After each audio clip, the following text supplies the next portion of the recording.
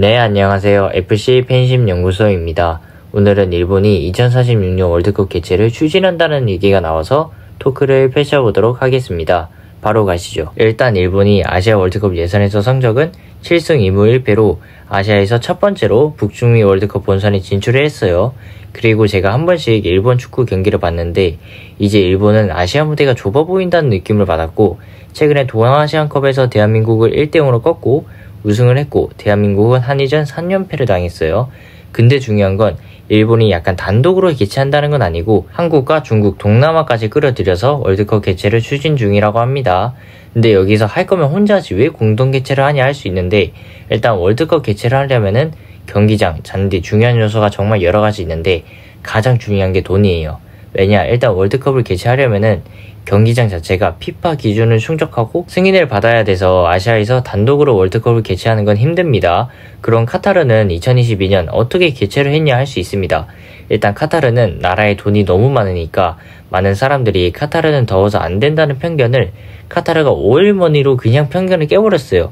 물론 많은 노동자들이 죽긴 했지만, 그리고 2034년 월드컵도 사우디가 단독 개최를 하는 게 거의 확정입니다. 이렇게 아시아에서 월드컵을 단독으로 개최하는 게 힘들어요.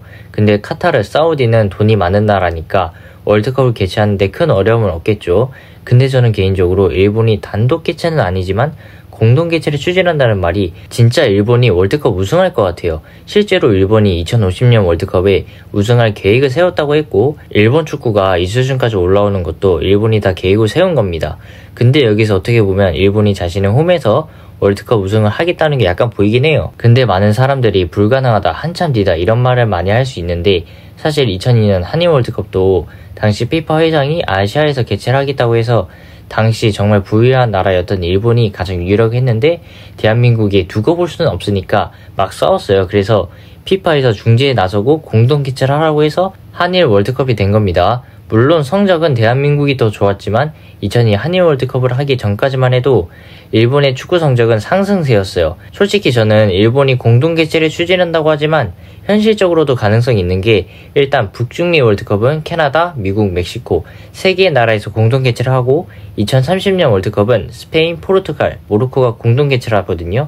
근데 여기서 월드컵 100주년이라고 해서 남미의 아르헨티나, 우루과이, 파라과이에서도 한 경기씩 하고 참가국도 48개국에서 64개국으로 늘리는 걸 논의 중이라고 합니다. 이렇게 되면은 2034년에 사우디가 개최 경쟁자가 없어서 확정이 되지 않았냐라는 얘기도 굉장히 많아요. 그리고 이걸 이용해서 약간 일본이 약간 돌아서 규칙성 있게 10년 뒤로 잡아서 2046년 공동 개최를 노리고 있지 않나 싶습니다. 그리고 피파 회장도 부정적으로 보지는 않을 것 같습니다. 일단 우리 대한민국도 그렇고 일본도 그렇고 월드컵 개최 경험도 있고, 경기장 같은 경우는 보수가 필요하겠지만 그래도 경험이 있으니까 가능성이 있지 않겠나 생각이 듭니다. 근데 이건 저의 정말 개인적인 생각인데, 일본이 만약에 공동 개최가 아니라 단독으로 개최를 한다면은 정말 일본이 월드컵 우승을 할 것 같아요. 왜냐면 정말 무서워요. 왜냐, 일단 일본이 아시아 국가 최초로 월드컵에서 2018년, 2022년 월드컵에서 2회 연속으로 16강 진출을 성공했던 나라이고, 심지어 2022년 카타르 월드컵에서는 16강이 아니라 8강까지 갈 뻔했어요. 진짜로. 그리고 심지어 2022년 카타르 월드컵 때는 일본이 독일, 스페인, 코스타리카 정말 죽음의 저에 속했었는데 거기서 1위로 16강이 진출을 했어요. 이건 정말 저는 우연이 아니라고 생각합니다. 물론 대한민국이 월드컵에서 아시아 최고 성적을 보유한 국가예요. 하지만 저는 2002년 월드컵 때 히딩크 감독이 없었다면 4강은 둘째치고 16강은 갈 수 있었을까라는 생각이 들어요. 왜냐면 저는 개인적으로 축구에서 감독이 굉장히 중요하다고 생각을 해요.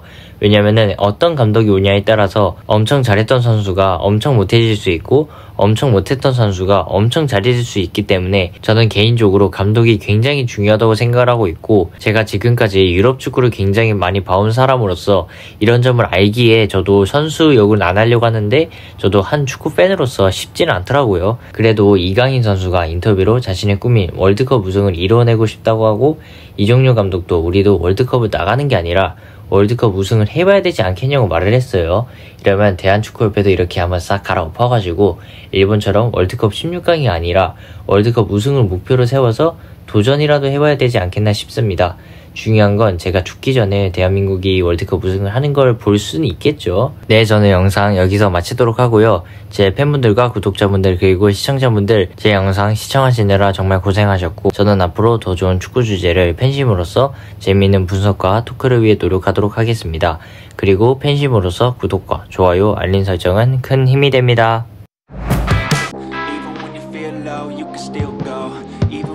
Slow, you can still go. Even when there's no hope, you can still go. I never